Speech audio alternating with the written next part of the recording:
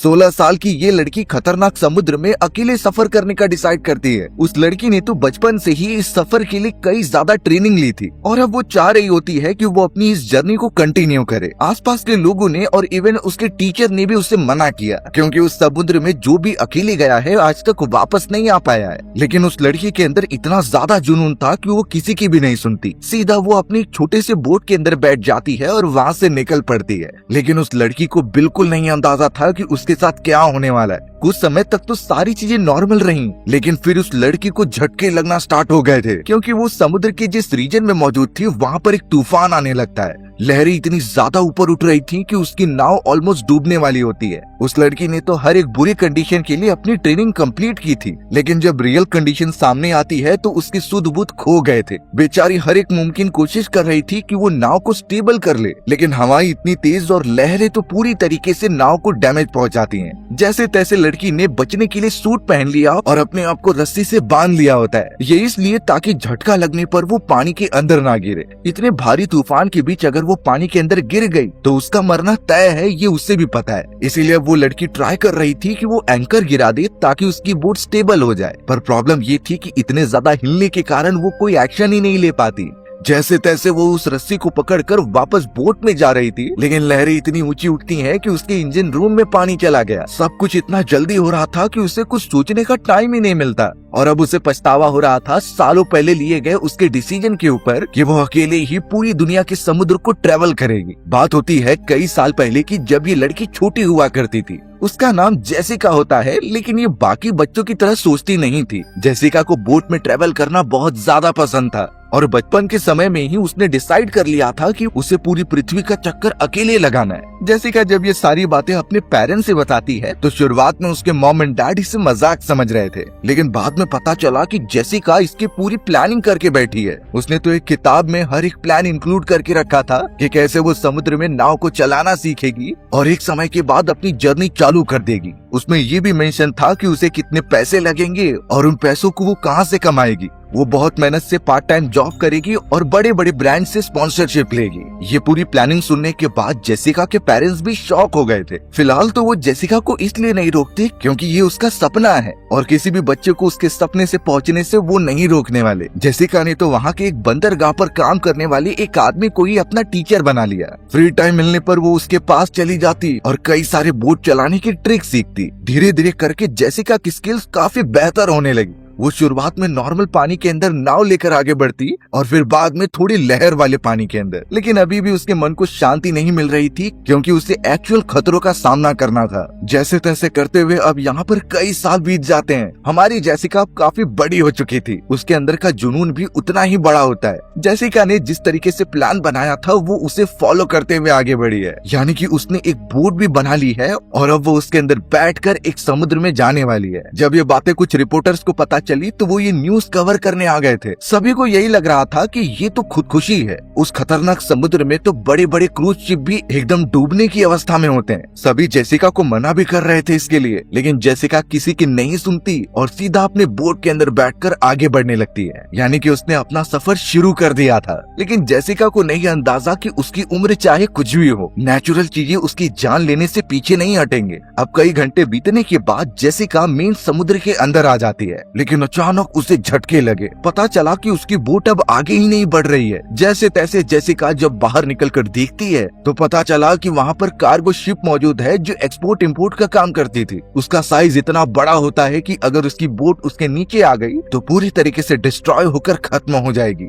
इस टकराव के कारण जेसिका की बोट को काफी डैमेज होता है और अब प्रॉब्लम ये है कि वो आगे नहीं बढ़ सकती। थोड़ी देर तक वेट करने के बाद वो कार्गो शिप आगे निकल गई। तब जाकर जेसिका अपने टीचर को कॉल लगाती है और इस पूरे कंडीशन के बारे में बताती है। जेसिका के टीचर ने उससे लोकेशन के बारे में पूछा। तब जाकर जेसिका जब पढ़ने की कोशिश करती है तो उसे प्रॉब्लम हो रही थी, क्योंकि उसने बचपन से ज्यादा पढ़ाई पर ध्यान नहीं दिया था। वो तो अपने सपनों को पाने के लिए बिजी हो गई थी और जब वो थोड़ी टेंशन में भी होती है तो वो और ज्यादा नहीं पढ़ पाती। लेकिन उसने जितनी भी इन्फॉर्मेशन दी होती है उसके टीचर ने ये बात समझ ली थी और अगले दिन कुछ पुलिस ऑफिसर्स उस जगह पर आकर उसे रेस्क्यू कर लेते हैं। जेसिका का मुंह ऑब्वियसली उदास हो चुका था, क्योंकि उसने अपना सफर कंप्लीट नहीं किया। थोड़ी देर के अंदर ही उसे किनारे पर ला दिया जाता है और पता चला कि उस जगह पर रिपोर्टर्स की भीड़ जमा हो चुकी है। सभी उसे एक तरीके से डिफेम कर रहे थे कि पहले तो वो बड़ी बड़ी बातें कर रही थी, लेकिन अब एक नॉर्मल से समुद्र को ही वो पार नहीं कर पा रही है। प्रेस कॉन्फ्रेंस में बैठने के बाद जेसिका के सामने कई सवाल रेज किए जाते हैं, यहाँ तक कि रिपोर्टर्स ने ये कह दिया उसके पेरेंट्स को कि जेसिका जैसे बच्चों को पढ़ाई पर फोकस करना चाहिए, ना कि ऐसे खतरनाक कामों को जिसमें जान जाने का इतना डर है। यहाँ तक कि गवर्नमेंट भी इसके अगेंस्ट हो चुकी थी कि जेसिका को वापस समुद्र में ना भेजा जाए। कई सारे रिपोर्टर्स ऐसे भी थे जो इसे इलीगल मानते हैं, यानी कि बच्चों को नॉर्मल काम पर ध्यान देना चाहिए। इस तरीके की चीजें करने पर जेसिका खतरे में पड़ सकती है। यानी ऑलमोस्ट पता चल रहा था कि हर एक कोई जेसिका के अगेंस्ट हो चुका है। जेसिका का दिमाग काम करना बंद कर दे रहा था और अब तो उसे खुद पर ही डाउट होने लगा। वो नहीं समझ पाती कि वो ये चीजें कर भी पाएगी कि नहीं। पर उस समय वहाँ उसके टीचर और उसकी मदर होती है। उसकी मदर ने तो साफ समझाया कि अभी ये समय बुरा चल रहा है, लेकिन तुम हार मत मानो और अपने आप को बेटर बनाने का ट्राई करो। इससे होगा ये कि तुम और निखर कर आओगी और सभी को चौंका दोगी। एक उसकी मदर ही थी जो इतनी ज्यादा उसे इस कंडीशन में मोटिवेट कर रही होती है। अब उसका टीचर भी जेसिका को एक बात दिखाने के लिए लेकर जाता है। वो एक छोटा कारखाना था जहाँ पर जेसिका के खराब हुए बोट को ठीक किया जा रहा होता है। वहाँ पर एक्चुअल में वो सारे लोग थे जो जेसिका के सपोर्टर्स होते हैं और वो चाहते थे कि जेसिका अपना सपना पूरा करे। जेसिका सच में ये चीजें देखकर बहुत ज्यादा खुश हो जाती है। उसे लग रहा था कि ये सभी लोग उसके पीछे खड़े हैं, तो आखिर में वो कोशिश करके सब कुछ हासिल कर सकती है। जैसे तैसे अब जेसिका की बोट रेडी होने के बाद वो अपने उस सफर के लिए निकलने लगती है। वो तो अब सिडनी के एक बंदरगाह से निकल पड़ी थी महासागर की तरफ। यहाँ घर की तरफ उसके टीचर और पूरे फैमिली मेंबर्स अलग अलग डिवाइसेस लेकर बैठे थे ताकि जेसिका से समय समय पर कांटेक्ट किए जा सकें। साथ ही साथ वो उसके पूरे स्टेटस सोशल मीडिया पर भी डाल रहे होते हैं, जिससे कि और भी लोगों तक ये बात फैल रही थी कि जेसिका अपने सफर के लिए निकल पड़ी है। अब इस खतरनाक सफर में जेसिका को कई महासागर को पार करते हुए एक ऐसी जगह पर पहुंचना था जहां से बहुत ही कम ट्रैवलर्स जाकर आ पाए हैं। जेसिका को बिल्कुल डर नहीं लग रहा था। वो सिर्फ अपने सपने को पाना चाहती थी और उसके लिए कुछ भी करने के लिए तैयार है। कुछ ही घंटों के अंदर उसने बड़े से समुद्र के लेन को पार कर लिया था। जब वहाँ जेसिका के पेरेंट्स उसकी आवाज सुनते हैं और पता चलता है कि वो नॉर्मल है, तब जाकर ही उनके मन को शांति मिलती थी। अब तक तो जेसिका का सफर एकदम सही चल रहा होता है। सेम प्लान किया गया था, उससे अच्छे रिजल्ट उसे मिलते हैं। अब तो न्यूज चैनल्स में भी पता चलने लगा था कि जेसिका ने अपना सफर स्टार्ट कर दिया है। कुछ लोग ऐसे भी थे जो उसकी नाकामयाबी का वेट कर रहे थे। अब उसके पेरेंट्स को पता चला कि जेसिका एक ऐसे महासागर के अंदर पहुंच गई है जो कि दुनिया में सबसे बड़े महासागरों में से एक है। उस जगह पर बहुत कम लोग जा पाए हैं और सरवाइव कर पाए हैं। यानी अब जेसिका का भी नाम स्वर्ण अक्षरों में लिखा जा चुका है उन खोजों के अंदर। जेसिका को भी उस जगह पर कई बड़ी बड़ी वेव्स दिखाई देती हैं और वहाँ नेचर का ऐसा नजारा था जो सभी को देखने नसीब नहीं होता। वो तो अपने आप पर महासागर का पानी भी गिराती है ये प्रूफ करने के लिए कि वो यहाँ से गुजर चुकी है और आगे भी और ज्यादा बढ़ेगी। लेकिन कहते हैं कि कभी कभी चीजें हमारे हिसाब से नहीं होती। जेसिका ने जब खिड़की से देखा तो पता चला आसमान लाल हो चुका है, यानी कि सनसेट होने वाला है। पर जेसिका को एक्चुअल में पता है कि कितना बड़ा तूफान यहाँ आने वाला है। इस तूफान से उसे निकलना होगा, इसलिए जल्द से जल्द वो अपने टीचर और पेरेंट्स को कांटेक्ट करती है। उसने सारी कंडीशन उन्हें समझा दी कि कौन सा बड़ा खतरा आने वाला है। वहाँ उसके टीचर ने भी कई सारे रिपोर्ट देखे और उसे पता चला कि मौसम सच में खराब होने वाला है। इसलिए अब रेड सिग्नल मिलने पर जेसिका तुरंत ही तैयार होने लगी और अपने सूट पहन लेती है। तूफान अब काफी पास आ चुका था और लहरों की इंटेंसिटी भी बढ़ने लग जाती है। जेसिका को उसके टीचर ने इस कंडीशन में जो जो चीजें सिखाई थी वो उन इंस्ट्रक्शंस को फॉलो करते हुए अप्लाई करने लगी। उसने एंकर भी डाल दिया और बोट की स्पीड को स्लो कर दिया, लेकिन लहरें इतना ज्यादा झटका मार रही थी कि बोट स्टेबल ही नहीं हो पाती। पानी भी अब बहुत तेजी से इंजन के अंदर जाने लगा था। तो अब जेसिका जैसे तैसे अंदर पहुंचती है और सारी खिड़की दरवाजे बंद करने लगती है। बोट इतना हिल रहा था कि वो खड़ा नहीं हो पा रही थी। प्रॉब्लम की बात ये होती है कि अब जितनी भी चीजें बोट के अंदर होती हैं, उनमें से कुछ जेसिका के सर पर आकर लग गई। बेचारी जेसिका वहीं पर थोड़ी देर के लिए बेहोश हो जाती है। अगले दिन पता चला कि तूफान जा चुका है और जेसिका सही सलामत है। तुरंत ही उसने अपने फैमिली मेंबर्स को अपना स्टेटस बताने के लिए कॉल किया और कहा कि उसने तूफान पार कर लिया है और वो एकदम सुरक्षित है। वहाँ दूसरी तरफ जितने भी रिपोर्टर्स थे उन्हें पता चला कि जेसिका ने तूफान पार कर लिया है, तो वो जेसिका के टीचर और घर पर जाते हैं उनसे पूछताछ करने के लिए। यानी कि न्यूज चैनल वाले अभी भी कुछ न कुछ ढूंढ रहे थे जिससे उनकी टीआरपी और आगे बढ़े। लेकिन एक्चुअल सफर तो वहाँ जेसिका तय कर रही थी इतने बड़े महासागर के अंदर। उसे पता था कि एक गलती उसकी जान ले लेगी, लेकिन उसने हर एक चीजों के लिए अपने आप को तैयार किया था, इसीलिए वो उन्हें फॉलो करके आगे बढ़ती है। जेसिका ने तो अपनी हर एक चीजों को वहाँ रिकॉर्ड करना स्टार्ट कर दिया था। ये उसकी मेमोरी होगी जो आगे चलकर लोगों को इंस्पायर करेगी। जेसिका के पेरेंट्स हमेशा उससे कांटेक्ट में रहते और कुछ ही समय के अंदर क्रिसमस का भी टाइम आ जाता है। उसके पेरेंट्स पहले ही जेसिका के लिए गिफ्ट वहीं पर छोड़े रखे थे, जिसे जेसिका उन्हें कॉल करके ओपन करती है। उसने तो बोट के अंदर भी बहुत सजावट कर रखी थी, यानी वो दूर होने के बावजूद भी अपने फैमिली के साथ इतना कनेक्टेड है।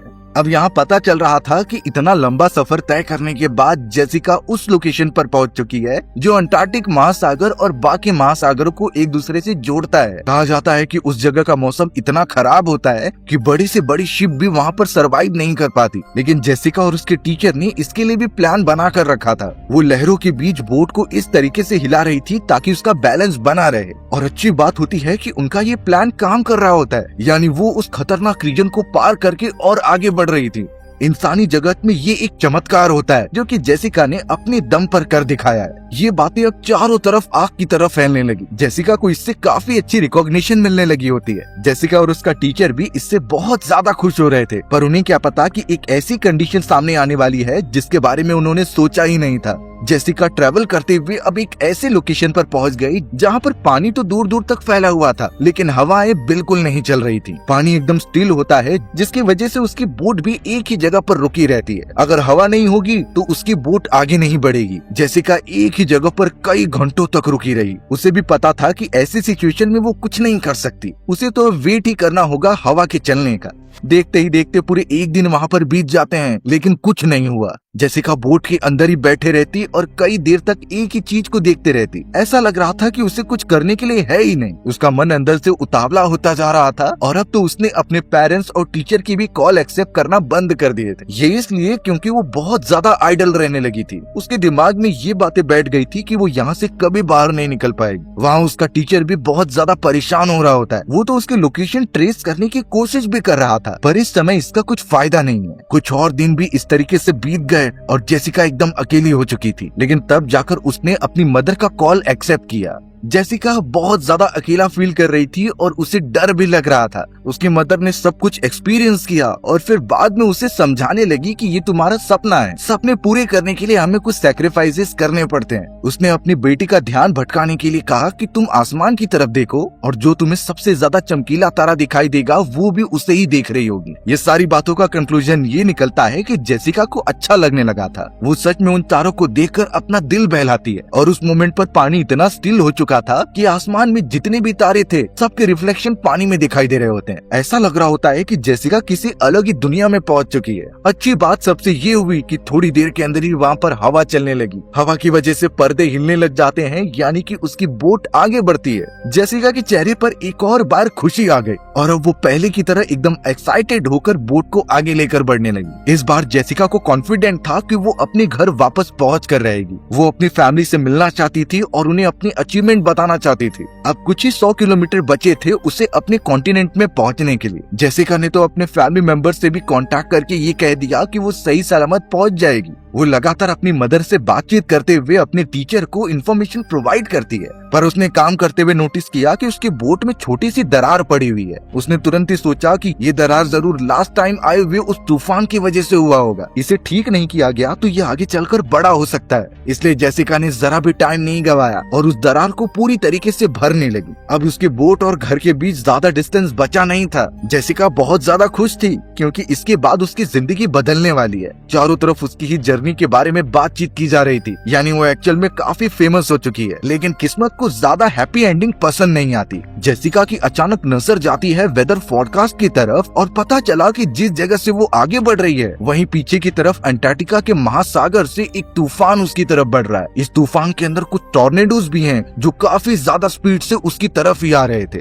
जैसे तैसे जेसिका जब बाहर निकलकर देखती है तो वो तूफान ठीक उसके पीछे था। ये देखकर उसके अंदर एक डर सा फैल गया। जेसिका ने इतना बड़ा तूफान अपनी जिंदगी में कभी नहीं देखा था। यहाँ से बाहर निकलने का ना तो उसे कुछ आइडिया होता है और ना ही कोई सुझाव। जेसिका के पेरेंट्स को जब ये पता चला तो वो उसे डायरेक्ट कह रहे थे कि तुम अपनी जर्नी वहीं पर छोड़ दो और वापस आ जाओ, पर जेसिका का आखिरी सफर बचा हुआ था जिसे वो कंप्लीट करना चाहती थी। अगर वो अभी ही बैकआउट कर जाएगी तो उसका सपना नहीं पूरा हो पाएगा। इसलिए जेसिका ने डिसाइड किया कि चाहे कुछ भी हो वो अपना सफर कंप्लीट करेगी। जेसिका का एक ब्लॉग चैनल भी था जिसे वो जब देख रही थी तो उसके अंदर कई सारी एज ग्रुप के लोगों ने कमेंट कर रखे थे। सभी के सभी जेसिका की हिम्मत से इंस्पायर हो रहे होते हैं। इनफैक्ट वो तो जेसिका को अपना रोल मॉडल समझ रहे थे और उसी की तरह इन फ्यूचर जाकर बनना चाहते हैं। जेसिका को इससे बहुत अच्छा लगता है और अब तो उसने ठान लिया था कि वो इस तूफान से भी बचेगी और अपनी जर्नी भी कंप्लीट करेगी। उसने मैप अपने सामने रखा और एक ऐसे रास्ते का पता लगाने लगी जो सबसे सेफेस्ट है इस तूफान से। कुछ देर की रिसर्च के बाद जब उसे एक रास्ता पता चला तो वो अपनी टीचर को इस पूरे प्लान के बारे में बताती है। जेसिका ने तुरंत अपने प्लान के बारे में अपने टीचर और फैमिली मेंबर्स को बताया। वो कह रही थी कि भले ये तूफान बहुत बड़ा है, लेकिन उसके अजम्पशन के हिसाब से इस पूरे तूफान की इंटेंसिटी एक जगह पर सबसे कम होती है, तो वो उसकी दूसरी तरफ बढ़ने के बजाय उस तूफान के अंदर जाएगी, वो भी बिना एंकर लगाए, जिससे कि वो बहुत तेजी से तूफान से बाहर निकल सकती है। लेकिन यहाँ पर ये प्लान जेसिका के टीचर को ठीक नहीं लगता। उसने और उसके पेरेंट्स ने तुरंत ही कहा कि जेसिका को वापस आने के लिए, पर उन्हें क्या पता था कि जेसिका ने अब डिसीजन ले लिया था। वो उनके इंस्ट्रक्शंस नहीं फॉलो करती और अपना सूट पहन लेती है, यानी कि अब वो उस तूफान के अंदर जाने वाली है। तूफान इतना भयंकर था कि वहाँ की लहरें काफी ऊंचाई तक उठ रही थीं और अब थोड़ी ही देर के अंदर उसकी वो बोट भी तूफान के अंदर फंस जाती है। जेसिका ने पूरा केबिन काफी अच्छी तरीके से टाइट करके रखा था ताकि पानी अंदर ना घुसे। अब से शुरू हो रहा था उसका एक खतरनाक चैलेंज, जिसमें उसकी जान जाने के चांसेस बहुत ज्यादा हैं। जेसिका के टीचर और फैमिली मेंबर्स काफी ज्यादा परेशान हो रहे थे। अब तो जेसिका के बोट को इतने ज्यादा झटके लगते हैं कि वो ऊपर उछलने लगी थी। वो एक जगह पर ठहर ही नहीं पाती और कई सारे उसके बॉडी पार्ट पर डैमेज हुए थे। इतना हिलने के कारण उसे उल्टियां भी हो रही थी और एकदम मन मचलने लगा था। बाहर की तरफ आसमान इतना काला हो चुका होता है और तूफान की इंटेंसिटी मानो बढ़ती ही जा रही थी। जेसिका ने जैसे तैसे जब खिड़की के बाहर देखा तो पता चलता है कि किसी बिल्डिंग से भी ऊंचाई वाली लहर उसके सामने है। यानी अब होने वाला है एक खतरनाक खेल जिसमें उसकी बोट लहर के ऊपर जाने लगती है। बेचारी जेसिका अपना मन बहलाने के लिए गाना गाने लगी और अपने पेरेंट्स को याद करती है, क्योंकि अब शायद उसे लग रहा था कि वो बचने नहीं वाली। उसकी पूरी बोट लहरों के कारण एकदम उल्टी हो चुकी थी और शायद इस जगह से वापस निकलने का कोई रास्ता नहीं होता। उसकी पूरी हिम्मत टूट चुकी थी और अब वो अपने उन पलों को याद करती है जो कि उसने अपने फैमिली के साथ रहकर स्पेंड किए थे। कभी कभी तो उसे अपने डिसीजन पर कुछ गलत लगने लगता कि उसने यहाँ आकर सबसे बड़ी गलती कर दी और अब अचानक उसकी उतनी बड़ी बोट पानी के अंदर डूबने लगती है और गहराई में जाती है। वहाँ उसके पेरेंट्स और टीचर को भी सिग्नल मिल चुके थे कि उसकी बोट पानी के अंदर है और इतनी गहराई से बाहर निकलना शायद मुश्किल है। सभी एकदम डिसअपॉइंटेड हो गए और जेसिका के पेरेंट्स को लगने लगा कि वो मर चुकी है। सबके चेहरे पर आंसू दिखाई दे रहे थे। जेसिका ने भी एंड में हार मान ली थी कि वो वापस अपनी फैमिली के पास नहीं जा पाएगी, पर शायद किस्मत को उसका अंत एक्सेप्टेड नहीं था। अचानक कुछ ऐसा हुआ जिससे कि जेसिका की बोट पानी के ऊपर आ गई, वो भी बहुत ज्यादा फोर्स में। और अब तो वो बड़ा तूफान उस जगह से काफी दूर जा चुका था। ये इसलिए हो पाया क्योंकि जेसिका ने अपने पूरे केबिन को एयर पैक करके रखा था। वो जो छोटी सी दरार हुई थी उसे भी उसने काफी अच्छी तरीके से पैक कर दिया होता है। तो इसका मतलब ये है कि अगर उसकी बोट पानी के कितने भी अंदर चली जाए तो इंटरनल प्रेशर के कारण वो ऊपर आ ही जाएगी। जेसिका अपने आप को लकी फील कराती है कि आखिर वो बच गई और अब लगता है कि वो अपने घर सही सलामत पहुंच जाएगी। ये सारी खबर जेसिका ने अपने पेरेंट्स को तुरंत प्रोवाइड की। सभी लोग इस बात से बहुत ज्यादा खुश हो जाते हैं कि जेसिका वापस आ रही है। इनफैक्ट उनके घर के बाहर जो इतने सारे रिपोर्टर्स बैठे हुए थे, जेसिका के पेरेंट्स उन्हें आकर बता देते हैं कि वो सही सलामत है और वो जल्द से जल्द अपना सफर तय करके इसी बंदरगाह की तरफ बढ़ रही है। वो सारे रिपोर्टर्स जो कुछ समय पहले जेसिका के अगेंस्ट थे, वो अब उसकी सराहना करने लगते हैं। सारे न्यूज चैनल्स में जेसिका के ही चर्चे होते जा रहे थे, यानी अब वो एक बहुत ही बड़ी फिगर बन चुकी है। बाहर का मौसम शांत होने के बाद जेसिका बोट पर आती है और अपने हाथ बाहर करके उस पूरे मौसम को एंजॉय करने लगती है। हवाएं उसके बोट को टच करके बंदरगाह की तरफ लेकर जा रही थी, जैसे लगता है कि नेचर उसका खुद साथ दे रही है। वो तो हर एक चीजों का शुक्रिया अदा कर रही थी जिसने उसके इस सफर में मदद की। जेसिका ने तो पूरे सफर में इतनी कठिनाइयां देखी, लेकिन उसने हिम्मत नहीं हारी और अपने सफर को कंटिन्यू रखा। इसी रीजन की वजह से आज वो यहाँ पहुँच पाई है। और अब कुछ समय बाद, पूरे 1 महीने से भी ज्यादा के सफर के बाद, जेसिका बंदरगाह की तरफ पहुँचती है। उसकी बोट जैसे ही दिखाई दी तो सभी लोग एकदम चीयर करने लगे थे। पता चला कि बंदरगाह पर सिर्फ उसके पेरेंट्स नहीं बल्कि इतनी सारी भीड़ इकट्ठा हो गई है जिसे जेसिका के बारे में पता चला था। यानी वो सब उस जगह पर जेसिका की जीत के लिए आए थे। न्यूज रिपोर्टर से लेकर वो सारे फॉलोअर्स जो जेसिका को अपना आइडल मानते थे। जेसिका भी बेचारी बोट पर इतने समय से ट्रैवल करने के बाद जब किनारा देखती है तो इसकी आंखों में एक अजीब तरीके की खुशी दिखाई दे रही थी। उसने सभी को वेव करना स्टार्ट कर दिया जैसे कि ये लोग उसका ही वेट कर रहे थे। इतनी भारी संख्या में भीड़ वहाँ पर इकट्ठा हो गई थी जो किसी सेलिब्रिटी के लिए भी नहीं होती, क्योंकि ये सारी चीजें कोई फिक्शनल कहानी या फिर स्टूडियो के अंदर नहीं की जा सकती। जेसिका ने जो कर दिखाया है वो भी इतनी कम उम्र में, वो दूसरा कोई एक्सपीरियंस आदमी भी नहीं सोच सकता। अब जेसिका ने जब पहली बार बंदरगाह पर पैर रखे तो ये उसके लिए सिर्फ घर पहुंचना नहीं होता है, वो इसकी अहमियत जानती थी कि समुद्र में इतने समय तक रहने के बाद जमीन क्या वैल्यू देती है। उसने जल्द से जल्द अपने फैमिली मेंबर्स को हक कर लिया जिन्होंने जेसिका को इतना ज्यादा सपोर्ट किया उसके सफर के दौरान। बाद में जेसिका को इसके लिए पुरस्कार भी दिया गया प्रेसिडेंट द्वारा। और अब पता चलता है कि ये पूरी कहानी एक सच्ची घटना पर आधारित है, जहाँ पर जेसिका नाम की ऑस्ट्रेलिया की एक सिटीजन इस सफर पर निकली थी। उसे भी पढ़ने लिखने में बहुत प्रॉब्लम होती थी, लेकिन उसका बचपन से सपना था कि वो पूरी दुनिया का चक्कर लगाए, वो भी महासागर से होते हुए। रियल लाइफ वाली जेसिका को भी कई पुरस्कार मिले थे इसके लिए, यानी उसने इतिहास में अपना नाम लिखवा लिया था एक बहुत ही जाबाज यंगस्टर्स के रूप में। पूरे सफर में जेसिका को बहुत प्रॉब्लम झेलनी पड़ी, लेकिन उसके पेरेंट्स और जो भी लोग उसे पसंद करते थे उन्होंने उस पर से कभी भी बिलीफ हटाया नहीं। और अब आज का समय है जहां जेसिका एक बहुत ही नेशनल फिगर बन चुकी है। जेसिका की इतनी कम उम्र में इतनी ज्यादा हिम्मत दिखाना बहुत ही बड़ी बात है, और हमारी भी कहानी इसी तरीके से यहीं खत्म हो जाती है। सो व्यूअर्स, अगर आपको मेरा नरेशन 1% भी अच्छा लगा होगा ना, तो वीडियो को लाइक एंड चैनल को सब्सक्राइब जरूर कर देना। मिलते हैं इसी तरीके की मजेदार वीडियोस में, तब तक के लिए बाय बाय।